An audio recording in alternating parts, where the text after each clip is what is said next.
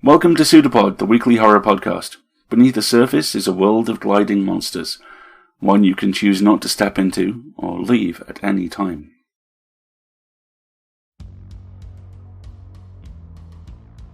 Pseudopod, episode 800, March 4th, 2022. This week's story, The Parasites Tale, by Charles Maturin. Narrated by Kurt Kirsteiner, hosted by Alistair Stewart, and with audio production by Chelsea Davis. Hello everyone, welcome to the show. I'm Alistair, your host, and we are Pseudopod, the weekly horror podcast. And this week, we turn 800, and we don't look a day over 700. Our story, The Parasites Tale, is actually an excerpt from a larger work, the notorious Gothic novel, Melmoth the Wanderer, published in 1820. And speaking of notorious, Charles Robert Maturin, also known as C.R. Maturin, born 1780, died 1824, was an Irish Protestant clergyman and a writer of Gothic plays and novels. He was married to the acclaimed singer of the time, Henrietta Kingsbury, and is best known for Melmoth the Wanderer, of which this is part. His first three novels all crashed, but when they caught the attention of Sir Walter Scott, he recommended them to Lord Byron, and with their help, Maturin's play Bertram was staged in 1816 at the Drury Lane Theatre for 22 nights. Samuel Taylor Coleridge, no less, publicly denounced the play as dull and loathsome, and, this is a quote, melancholy proof of the deprivation of the public mind. And if that isn't a pull quote, I don't know what is. The Church of Ireland banned Maturin from advancing in the clergy. Yes, I'm thinking of every joke you are. And so he was forced to support his wife and 4 children by writing. He switched back to novels, and thus, eventually, Melmoth was born. A writer in the University magazine was later to sum up his character as eccentric almost to insanity, and compounded of opposites, an insatiable reader of novels, an elegant preacher, an incessant dancer, a coxcomb in dress and manners. Charles Baudelaire was also an admirer of Maturin's novel, equating it with the poetry of Byron and Edgar Allan Poe. In other words, both a little bit country and a little bit rock and roll. Your reader this week is Kurt Kirsteiner, an author, publisher, and maker of radio dramas and short films. He can be seen in the 2019 documentary J.R. Bob Dobbs and the Church of the Subgenius as the Minister of Sinister, Papa Joe Mama. His books include Old Time Radio's History of Horror, 113 Tales of Terror, and The Unofficial Guide to the Art of Jack T. Chick. He produces sci-fi and horror trading cards at monsterwax.com, including a series devoted to the stories of H.P. Lovecraft. He also produces a commercial haunted attraction every October, the infamous Terror of Tallahassee Haunted House. He is currently the co-host on Alpha Control, a Lost in Space podcast which is heard on all the audio streaming services and found on the web at lostinspacepodcast.com. So, join us, because we have a story for you.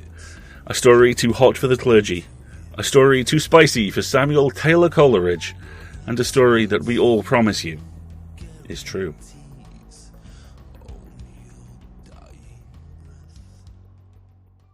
The Parasites Tale, read by Kurt Kirsteiner. It was in the midst of one of his most licentious songs that my companion suddenly paused. He gazed about him for some time, and faint and dismal as the light was by which we beheld each other, I thought I could observe an extraordinary expression overshadow his countenance. I did not venture to notice it. "Do you know where we are?" he whispered. "Too well. In the vault of a convent, beyond the help or reach of man, without food, without light, and almost without hope." "Aye, so its last inhabitants might well say." "Its last inhabitants? Who were they?" "I can tell you, if you can bear it." "I cannot bear it," I cried, stopping my ears. "I will not listen to it. I feel by the narrator it must be something horrid." "It was indeed a horrid night," said he, unconsciously adverting to some circumstance in the narrative, and his voice sunk into mutterings, and he forbore to mention the subject further. I retired as far from him as the limits of the vault admitted, and burying my head between my knees, tried to forbear to think. What a state of mind must that be, in which we are driven to wish we no longer had one, when we would willingly become as beasts that perish, to forget the privilege of humanity, which only seems an undisputed title to superlative misery. To sleep was impossible. Though sleep seems to be only a necessity of nature, it always requires an act of the mind to concur in it, and if I had been willing to rest, the gnawings of hunger, which now began to be exchanged for the most deadly sickness, would have rendered it impossible. Amid this complication of physical and mental suffering, it is hardly credible, sir, but it is not the less true, that my principal one arose from the anality, the want of occupation, inevitably attached to my dreary situation. To inflict a suspension of the action on a being conscious of possessing the powers of action and burning for their employment, to forbid all interchange of mutual ideas or acquirement of new ones to an intellectual being, to do this is to invent a torture that might make Valorous blush for his impotence of cruelty. I rose and supplicated my companion to relate the circumstance he had alluded to, as connected with our dreadful abode. His ferocious good nature took part with the request in a moment, and though I could see that his strong frame had suffered more than my comparatively feeble one, from the struggles of the night and the privations of the day, he prepared himself with a kind of grim alacrity for the effort. He was now in his element. He was enabled to daunt a feeble mind by the narration of horrors, and to amaze an ignorant one with the display of crimes, and he needed no more to make him commence. "I remember," said he, "an extraordinary circumstance connected with this vault. I wondered how I felt so familiar with this door, this arch. At first I did not recollect immediately. So many strange thoughts have crossed my mind every day, that events which would make a life-lasting impression on others pass like shadows before me, while thoughts appear like substances. Emotions are my events. You know what brought me to this cursed convent? Well, don't shiver or look paler. You were pale before.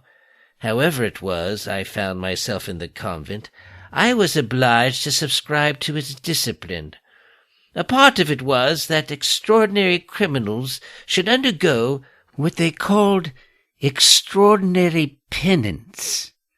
That is, not only submit to every ignominy and rigor of conventual life, which fortunately for its penitence is never wanting in such amusing resources, but act the part of executioner when any distinguished punishment was to be inflicted or witnessed. They did me the honor to believe me particularly qualified for this species of recreation, and perhaps they did not flatter me. I had all the humility of a saint on trial, but still I had a kind of confidence in my talents of this description, provided they were put to the proper test, and the monks had the goodness to assure me that I never could long be without one in a convent. This was a very tempting picture of my situation, but I found these worthy people had not in the least exaggerated. An instance occurred a few days after I had the happiness to become a member of this amiable community, of whose merits you are doubtless sensible. I was desired to attach myself to a young monk of distinguished family, who had lately taken the vows, and who performed his duties with that heartless punctuality that intimated to the community that his heart was elsewhere. I was soon put in possession of the business. From their ordering me to attach myself to him, I instantly conceived I was bound to the most deadly hostility against him. The friendship of convents is always a treacherous league. We watch, suspect, and torment each other for the love of God. This young monk's only crime was that he was suspected of cherishing an earthly passion. He was, in fact, as I stated, the son of a distinguished family who, from the fear of his contracting what is called a degrading marriage, i.e., of marrying a woman of inferior rank whom he loved and who would have made him happy, as fools, that is, half mankind, estimates happiness, forced him to take the vows. He appeared at times broken-hearted, but at times there was a light of hope in his eye. That looked somewhat ominous in the eyes of the community. It is certain that hope, not being an indigenous plant to the parterre of a convent, must excite suspicion with regard both to its origin and its growth. Some time after, a young novice entered the convent. From the moment she did so, a change the most striking took place in the young monk. He and the novice became inseparable companions. There was something suspicious in that. My eyes were on the watch in a moment. Eyes are particularly sharpened in discovering misery when they can hope to aggravate it. The attachment between the young monk and the novice went on. They were forever in the garden together. They inhaled the odors of the flowers. They cultivated the same cluster of carnations. They entwined themselves as they walked together. When they were in the choir, their voices were like mixed incense. Friendship is often carried to excess in the conventual life, but this friendship was too much like love. For instance, the psalms sung in the choir sometimes breathe a certain language. At these words, the young monk and the novice would direct their voices to each other in sounds that could not be misunderstood.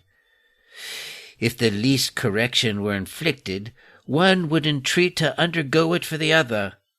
If a day of relaxation was allowed, whatever presents were sent to the cell of one was sure to be found in the cell of the other. This was enough for me. I saw that secret of mysterious happiness which is the greatest misery to those who never can share it. My vigilance was redoubled, and it was rewarded by the discovery of a secret that I had to communicate and raise my consequence by. You cannot guess the importance attached to the discovery of a secret in a convent, particularly when the remission of our own offences depends on the discovery of those of others. One evening, as the young monk and his darling novice were in the garden, the former plucked a peach, which he immediately offered to his favourite. The latter accepted it, with a movement I thought rather awkward. It seemed like what I imagined would be the reverence of a female. The young monk divided the peach with a knife. In doing so, the knife grazed the finger of the novice, and the monk, in agitation inexpressible, tore his habit to bind up the wound. I saw it all. My mind was made up on the business. I went to the superior that very night. The result may be conceived. They were watched, but cautiously at first. They were probably on their guard, for some time it defied even my vigilance to make the slightest discovery. It is a situation incomparably tantalizing when suspicion is satisfied of her own suggestions as of the truth of the gospel, but still wants the little fact to make them credible to others. One night that I had, by direction of the superior, taken my station in the gallery, where I was contented to remain hour after hour and night after night, amid solitude, darkness and cold, for the chance of the power of retaliating on others the misery inflicted on myself. One night I thought I heard a step in the gallery. I have told you that I was in the dark. A light step passed me. I could hear the broken and palpitating respiration of the person. A few moments later, I heard a door open, and I knew it to be the door of the young monk. I knew it, for by long watching in the dark and accustoming myself to numbering the cells, by the groan from one, the prayer from another, the faint shriek of restless dreams from a third, my ear had become so finely graduated that I could instantly distinguish the opening of that door, from which, to my sorrow, no sound had ever before ensued. I was provided with a small chain by which I fastened to the handle of the door to a contiguous one in such a manner that it was impossible to open either of them from the inside. I then hastened to the superior with a pride of which none but the successful tracer of a guilty secret in convents can have any conception. I believe the superior was himself agitated by the luxury of the same feelings, for he was awake and up in his apartment, attended by 4 monks, whom you may remember. Oh, I shuddered at that remembrance, but he continued on with his story. I communicated my intelligence with a valuable eagerness, not only unsuited to the respect I owed these persons, but which must have rendered me almost unintelligible. Yet they were good enough not only to overlook this violation of decorum, which would in any other case have been severely punished, but even to supply certain pauses in my narrative, with a condescension and facility truly miraculous. I felt what it was to acquire importance in the eyes of a superior, and gloried in all the dignified depravity of an informer.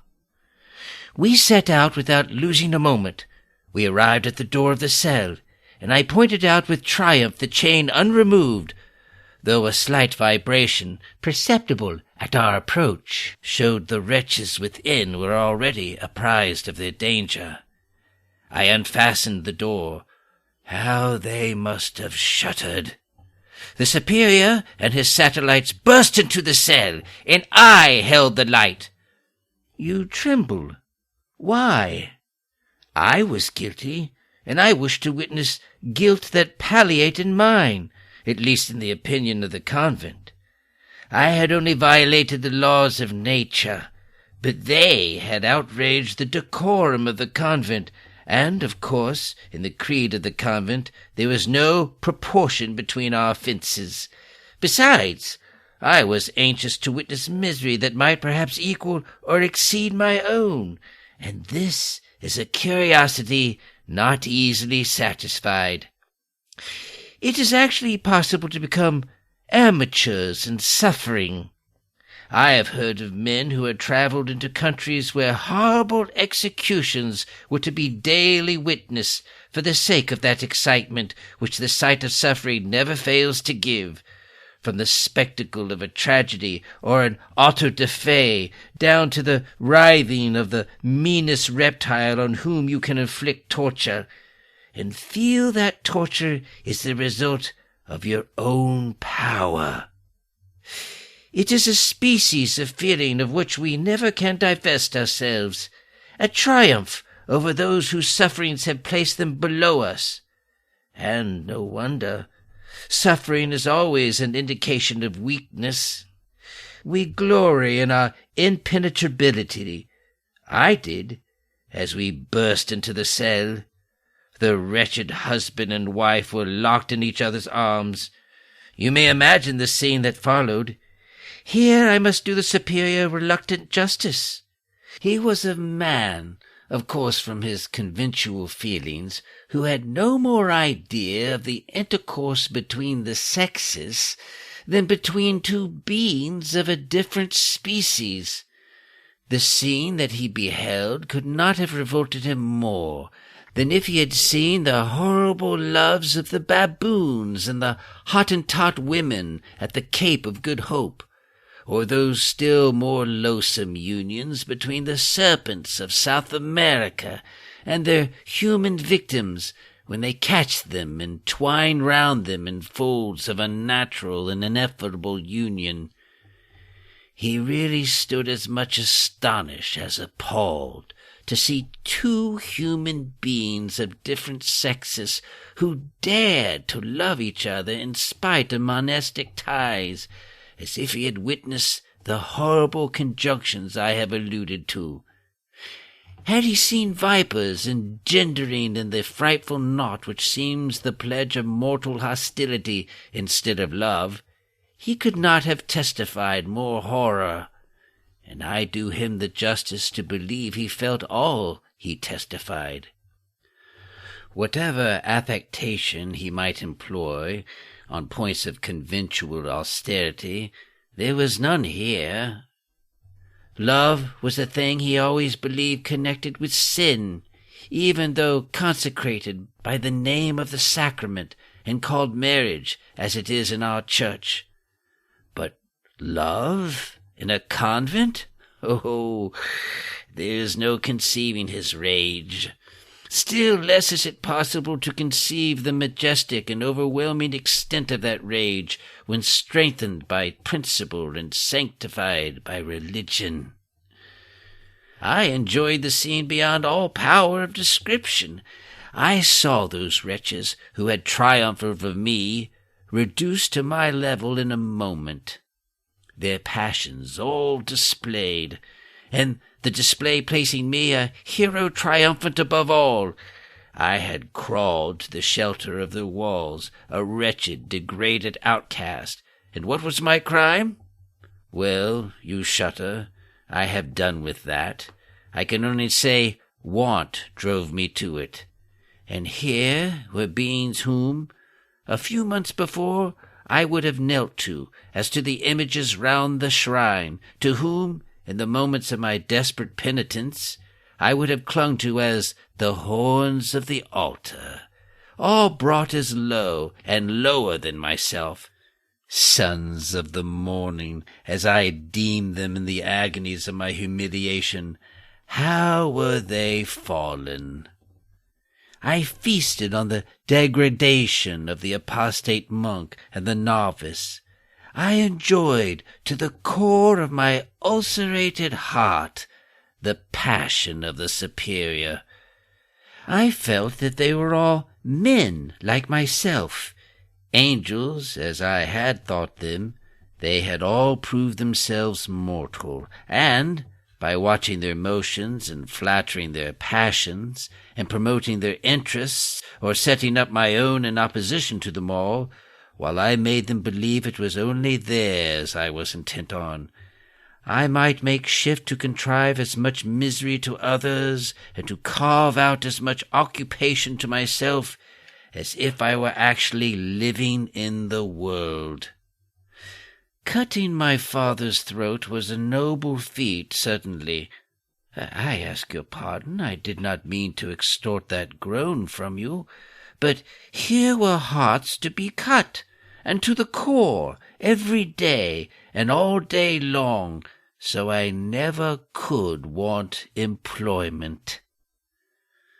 Here he wiped his hard brow, drew his breath for a moment, and then said, I do not quite like to go through the details by which this wretched pair were deluded into the hope of effecting their escape from the convent. It is enough that I was the principal agent, that the superior connived at it, that I led them through the very passages you have traversed tonight, they trembling and blessing me at every step, that— "Stop!" I cried. "Wretch! You are tracing my course this night, step by step." "What?" he retorted, with a ferocious laugh. "You think I am betraying you, then? And if it were true, what good would your suspicion do you? You are in my power. My voice might summon half the convent to seize you this moment. My arm might fasten you to that wall till those dogs of death that wait but for my whistle plunge their fangs into your very vitals.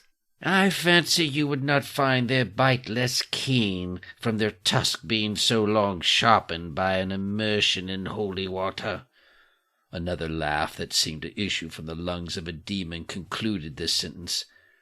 "I know I am in your power," I answered, "and were I to trust to that, or to your heart, I had better dash out my brains at once against these walls of rock, which I believe are not harder than the latter.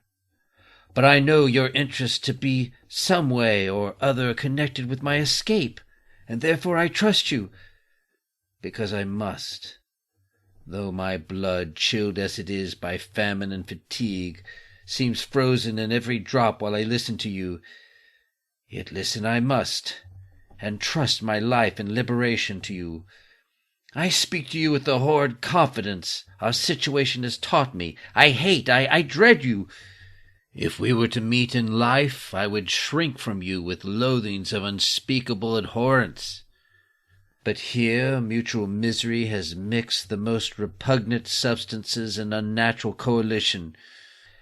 The force of that alchemy must cease at the moment of my escape from the convent and from you. Yet, for these miserable hours, my life is as much dependent on your exertions and presence as my power of supporting them is on the continence of your horrible tale. Go on, then. Let us struggle through this dreadful day. Day! A name unknown here, where noon and night shake hands that never unlock. Let us struggle through it, hateful and hating one another, and when it has passed, let us curse and part. As I uttered these words, sir, I felt that terrible confidence of hostility which the worst beings are driven to in the worst of circumstances, and I questioned whether there is a more horrible situation than that in which we cling to each other's hate instead of each other's love, in which, at every step of our progress, we hold a dagger to our companion's breast and say, "If you falter for a moment, this is in your heart. I hate, I fear, but I must bear with you." It was singular to me, though it would not be so to those who investigate human nature, that, in proportion as my situation inspired me with a ferocity quite unsuited to our comparative situations, and which must have been the result of the madness of despair and famine, my companion's respect for me appeared to increase. After a long pause, he asked, might he continue his story? I could not speak, for after the slightest exertion the sickness of deadly hunger returned on me, and I could only signify by a feeble motion of my hand that he might go on. "They were conducted here," he continued. "I had suggested the plan, and the superior consented to it. He would not be present, but his dumb nod was enough. I was the conductor of their intended escape. They believed they were departing with the connivance of the superior. I led them through those very passages that you and I have trod. I had a map of this subterranean region, but my blood ran cold as I traversed it, and it was not at all inclined to resume its usual temperament, as I felt what was to be the destination of my attendants. Once I turned the lamp on the pretence of trimming it, to catch a glimpse of the devoted wretches. They were embracing each other. The light of joy trembled in their eyes. They were whispering to each other hopes of liberation and happiness, and blending my name in the interval they could spare from their prayers for each other. That sight extinguished the last remains of compunction with which my horrible task had inspired me. They dared to be happy in the sight of one who must be forever miserable. Could there be a greater insult? I resolved to punish it on the spot. This very apartment was near. I knew it, and the map of their wanderings no longer trembled in my hand, I urged them to enter this recess — the door was then entire — while I went to examine the passage. They entered it, thanking me for my precaution. They knew not they were never to quit it alive. But what were their lives for the agony their happiness cost me? The moment they were enclosed and clasping each other, a sight that made me grind my teeth, I closed and locked the door. This movement gave them no immediate uneasiness. They thought it a friendly precaution. The moment they were secured, I hastened to the superior, who was on fire at the insult offered to the sanctity of his convent, and still more to the purity of his penetration, of which the worthy superior piqued himself as much as it had ever been possible for him to acquire the smallest share of it. He descended with me to the passage. The monks followed with eyes on fire. In the agitation of their rage, it was with difficulty that they could discover the door after I had repeatedly pointed it out to them. The superior, with his own hands, drove several nails, which the monks eagerly supplied, into the door, that effectually joined it to the staple, never to be disjoined. And every blow he gave, doubtless he felt as if it was a reminiscence to the accusing angel, to strike out a sin from the catalogue of his accusations. The work was soon done, the work never to be undone. At the first sound of steps in the passage and blows on the door, the victims uttered a shriek of terror. They imagined they were detected, and that an increased party of monks were breaking open the door. Their terrors were soon exchanged for others, and worse, as they heard the door nailed up and listened to our departing steps. They uttered another shriek, but oh, how different was the accent of its despair! They knew their doom. It was my penance, no, my delight, to watch at that door, under the pretence of precluding the possibility of their escape, of which they knew there was no possibility, but in reality not only to inflict on me the indignity of being the convent jailer, but of teaching me the callosity of heart, the enduration of nerve, and stubbornness of eye, and apathy of ear, that were best suited to my office. But they might have saved themselves the trouble. I had them all before ever I entered the convent. Had I been the superior of the community, I should have undertaken the office of watching the door. You will call this cruelty. I call it curiosity. That curiosity that brings thousands to witness a tragedy and makes the most delicate female feast on groans and agonies. I had an advantage over them. The groan, the agony I feasted on were real. I took my station at the door which, like that of Dante's hell, might have borne the inscription, "Here is no hope." With a face of mock penitence and genuine cordial delectation, I could hear every word that transpired, and for the first hours they tried to comfort each other.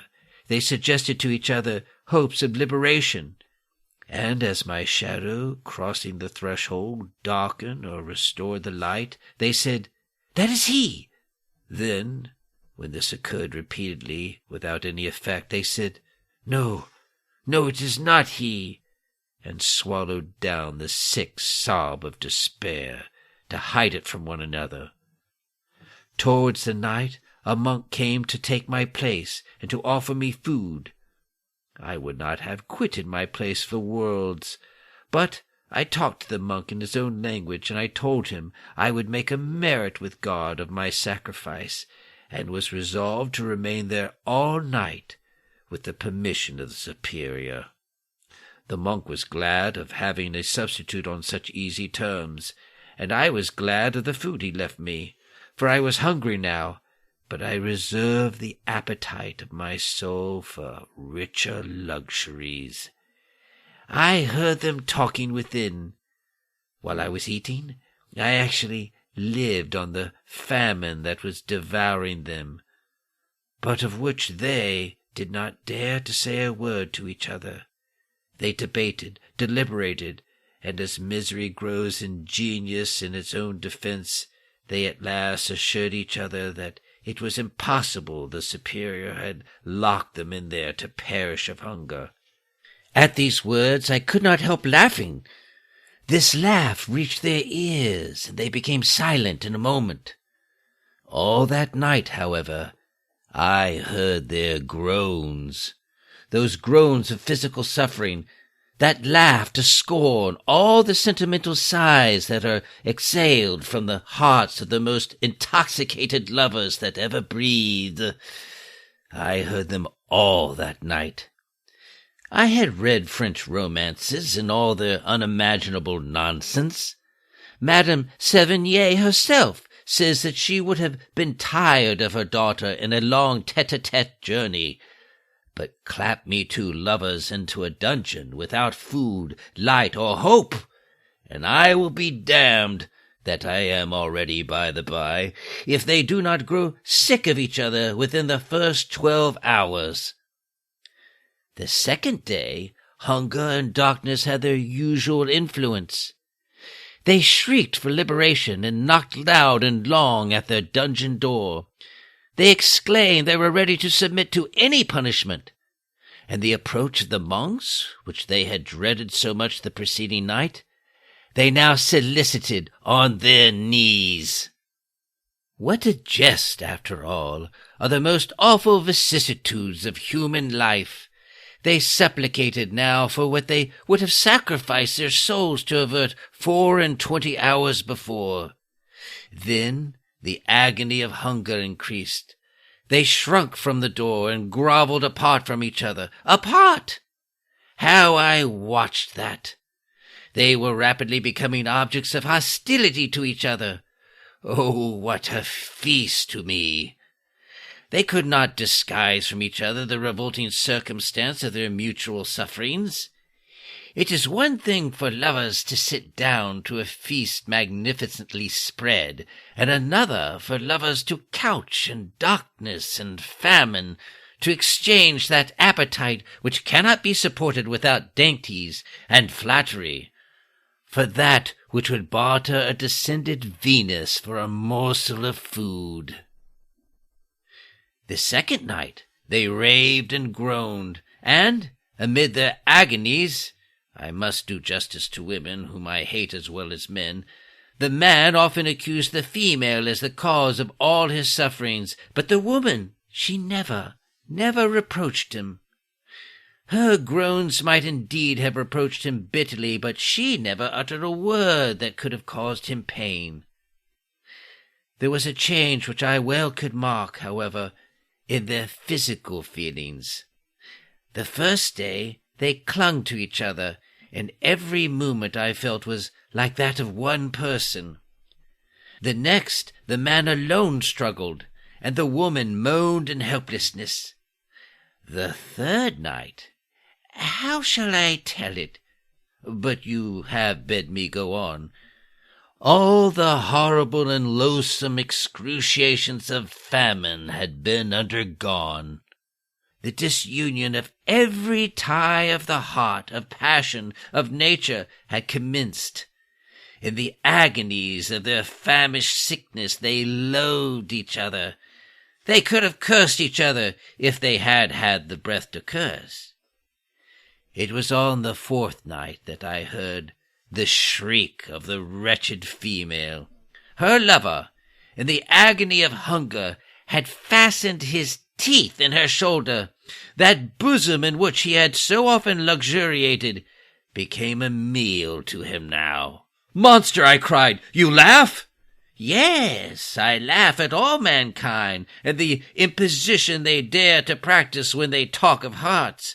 I laugh at human passions and human cares, vice and virtue, religion and impiety. They are all the result of petty localities and artificial situation. One physical want, one severe and abrupt lesson from the tentless and shriveled lip of necessity, is worth all the logic of the empty wretches who have presumed to prate it, from Zeno down to Burgus Decius. Oh, it silences in a second all the feeble sophistry of conventional life and ascetic passion. Here were a pair who would not have believed all the world on their knees, even though angels had descended to join in the attestation that it was possible for them to exist without each other. They had risked everything, trampled on everything human and divine, to be in each other's sight and arms. 1 hour of hunger undeceived them. A trivial and ordinary want, whose claims at another time they would have regarded as a vulgar interruption of their spiritual intercourse, not only by its natural operation, sundered it forever, but before it ceased, converted that intercourse into a source of torment and hostility inconceivable except amongst cannibals. The bitterest enemies on earth could not have regarded each other with more abhorrence than these lovers. Deluded wretches, you boasted of having hearts. I boasted I have none. And which of us gain more by the vaunt? Let life decide. My story is nearly finished, and so I hope is this day. When I was last here, I had something to excite me. Talking of those things is poor employment to one who has been a witness to them. On the 6th day, all was still. The door was unnailed. We entered. They were no more. They lay far from each other, farther than on the voluptuous couch into which their passion had converted the mat of a convent bed. She lay contracted in a heap, a lock of hair in her mouth. There was a slight scar on her shoulder. The rabid despair of famine had produced no further outrage. He lay extended at his length. His hand was between his lips. It seemed as if he had not the strength to execute the purpose for which he had brought it there. The bodies were brought out for interment. As we removed them into the light, the long hair of the female, falling over a face no longer disguised by the novice's dress, recalled a likeness I thought I could remember. I looked closer. She was my own sister, my only one, and I had heard her voice grow fainter and fainter. I had heard. And with that, his own voice grew fainter, and it ceased.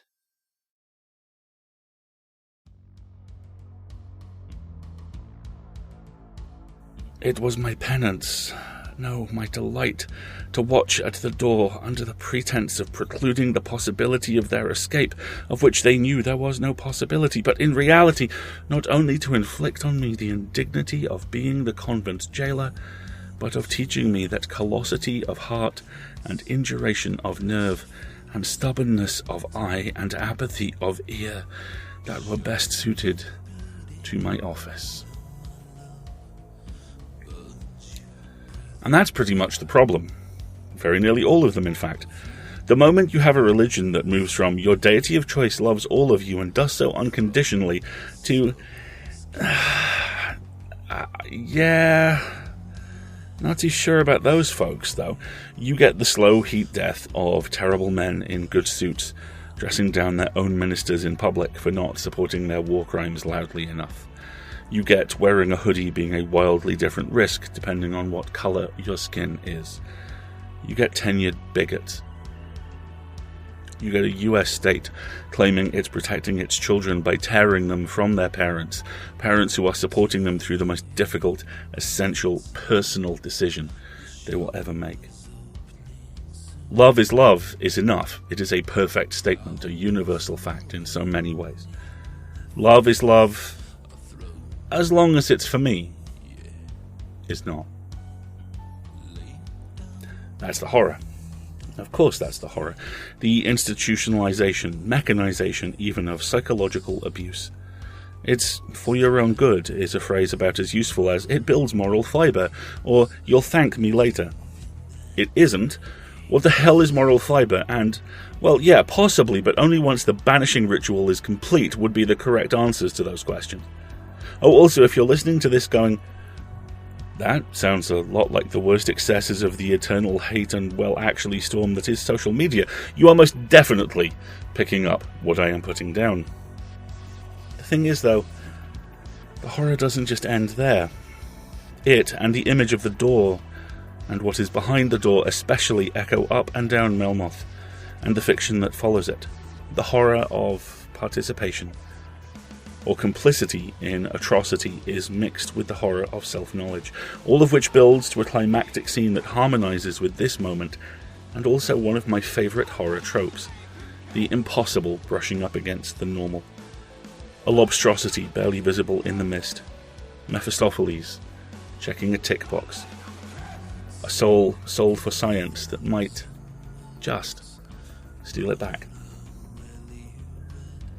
That resonance, that horrible discordant note of the horror bell being rung, I have to admit, is something I find oddly reassuring.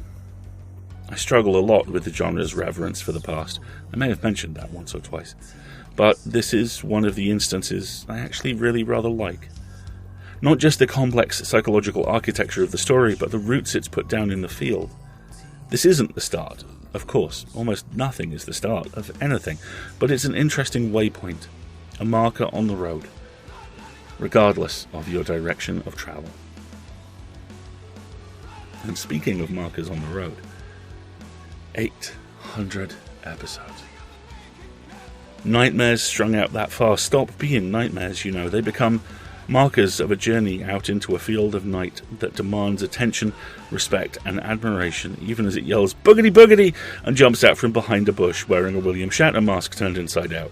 Nothing but love for Halloween, I hastily add. When I started here, I was convinced I didn't like horror. I was a spaceship guy, you know? It didn't take long. The pat answer here is I locked myself in, and that certainly has resonance with the story, sure, but it's also not true. Because we have a fleet of hosts now, and they're all amazing. Pseudopod towers aren't abandoned or dusty. They thrum with life. Well, I say life.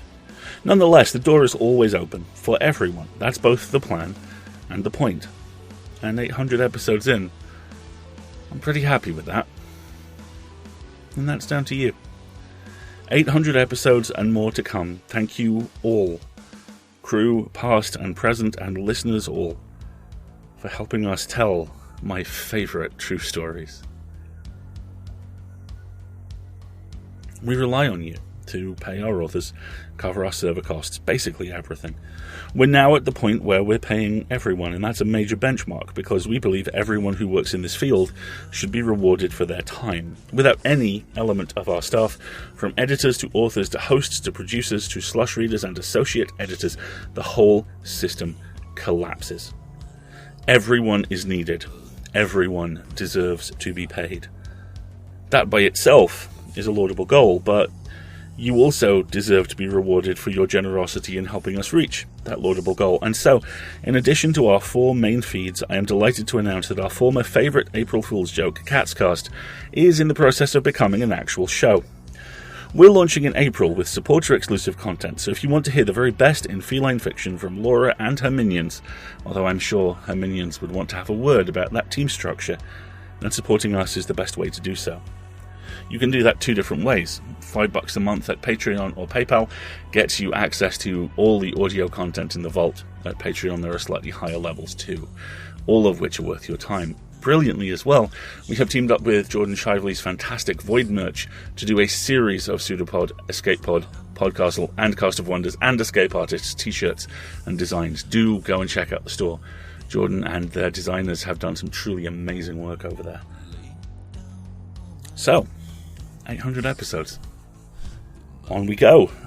We'll be back next week when, as we have been 800 previous times, will be a production of Escape Artists Incorporated and released under a Creative Commons Attribution, Non-Commercial, No Derivatives license. That story will be The Bear Across the Way by Emily Regol, narrated by Danny Daly, hosted by Cat Day, and produced once again by the amazing Chelsea Davis. Our closing quote this week is from the poet Catherine Fisher. Walls have ears, doors have eyes, trees have voices, beasts tell lies. Beware the rain, beware the snow, beware the man you think you know. See you next week, folks, and thank you.